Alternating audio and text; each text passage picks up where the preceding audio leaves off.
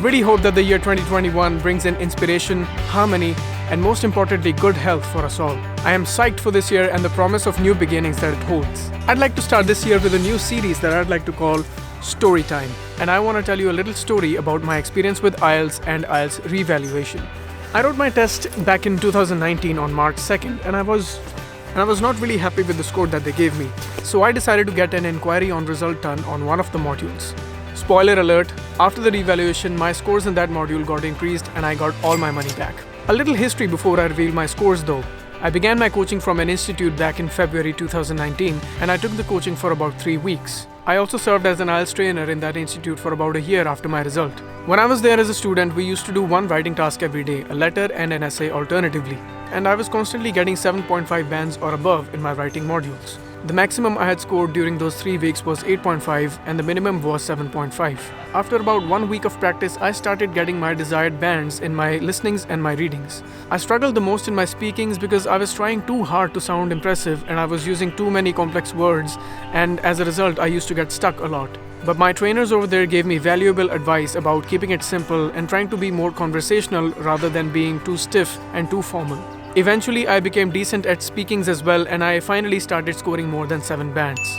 Although I got enrolled for a month, but after about 3 weeks of practice, I became confident enough to start practicing on my own. Luckily, I had a couple of friends to critique my speakings and writings, and I simply practiced listening and reading from the comfort of my own bedroom. So, my written exam was on March 2nd, 2019, and my speaking was scheduled on March 7th, 5 days later. After my written exam, I was kind of nervous about listening and reading because in listening, I missed an answer, I lost track, I lost my focus. It was a calculated guess. I did not leave the box blank, but I was not sure about it. And in reading, well, the section 3 was really challenging and intense. It was about the history of Wikipedia and a lot of information about its competitors. The questions were extremely confusing and twisted, but I gave my best. About writing though, I was very confident. In task 1, I had to write a letter to my friends at work telling them that I have to go back to my home country. I had to go back urgently on a short notice and I had to write an apology letter to my friends. Basically, it was an informal letter. Task 2 was about health and fitness, doctors' opinions about physical fitness and physical activity, something. I do not exactly remember what was the question, but after having attempted both the tasks and proofreading them, I felt fully confident that I have given my very best. 5 days later, I had my speaking and the examiner was an Indian man. I believe his name was Mr. Anil Kumar. As expected, he was very professional. He had a lovely British accent. He had a very plain expression throughout the speaking, but he was listening to my answers very intently. He did not reveal anything from his facial expressions or his gestures. But there was something about him that made me perform well. Maybe it was his accent, maybe it was his calming presence, I don't know, can't really put a pin in it. Maybe it was his intellectual aura. Anyway, as soon as he started asking questions, my nervousness went away and I was able to give my best. My result was due on March 14th and it was declared at around noon that day, and my bands were as follows: 8.5 in listening, 8.5 in reading, 8.5 in speaking, and 7 in writing. I had hit my target of CLB 10 in all the modules except writing. All I needed was half a band more, and I remember feeling fully confident after my writing that I would score at least 7.5 if not more. So I hatched a plan to get my writing module remarked. So I did a thorough research and I found out that it's not very uncommon to have your writing bands increased in case you are confident about your attempt. But from what I gather, getting listening and reading modules remarked is not a very good idea. Recently, one of my students wanted to get their reading module remarked, and I spoke to a gentleman who works with IDP in my city, and he told me that he has never seen anyone getting their listening or reading bands increased after revaluation. So just so you know that getting your listening or reading module revaluated is not a good idea because the nature of the answers is objective. In writings and speakings, however, the nature of the content is subjective. One examiner might feel that your content is worth 7 bands and another might feel that it's worth 7.5 or even 6.5. Yes, it is a possibility in your IELTS revaluation that you might end up getting a lesser score than your original score.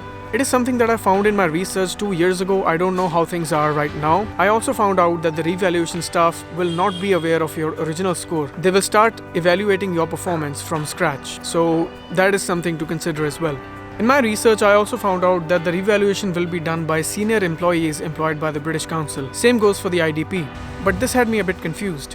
Why don't they let senior employees evaluate the performance of the candidates in the first place so that the candidates can get accurate band scores once and for all?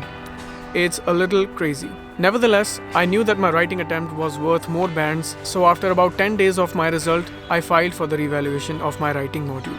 The process nowadays is slightly different, but back then I had to enclose my TRF and a demand draft of 6,500 rupees in an envelope and send it to the British Council office in the city of Gurugram. The waiting period of the revaluation was, I believe, 21 days, after which the original TRF or the reprinted TRF will be dispatched to the candidate's address. And finally, on the morning of April 28, 2019, the courier company in my city received my final TRF. So I rushed to the courier company office, they verified my ID, they gave me the envelope, I ripped it open, and I could not believe my eyes. My writing band score had gone from 7 to 8 bands. I was over the moon. I had achieved 1 full band and I got my money back in my account after about 3 weeks. And my overall score went up from 8 bands to 8.5 bands as well. I remember also kind of being emotional because this was actually the first time I had scored this high in any exam in my life. Although I'm a firm believer that academic scores are a very bad measure of intelligence and capability of a student. But anyway, it was exhilarating for me and I could not believe it. Now things are a little bit different. There are no physical TRFs as of now, and the process of filing for revaluation has become simpler and quicker, but it has also become more expensive. Just under 2 years ago, the revaluation fee was 6,500 rupees, and now that fee is 10,500 rupees. That's a 61% price hike. That is fucking crazy. If you've taken your IELTS test and if you feel that you've been graded lower than you deserve in your writing or your speaking, or both, then I think you should go for the revaluation, provided you are very confident about your performance. But don't get your listening or reading remarked. The chances of getting your scores increased in those 2 modules are virtually non-existent. Well, thank you so much for listening to my shit, and thank you so much for helping me cross 200 subscribers. It really makes me feel that I have a voice, and I sincerely hope that my experiences might be of some help to you. If you haven't already, please subscribe. I'll see you in the next episode. Till then, have a lovely day, a happy new year, and stay inspired. Bye-bye.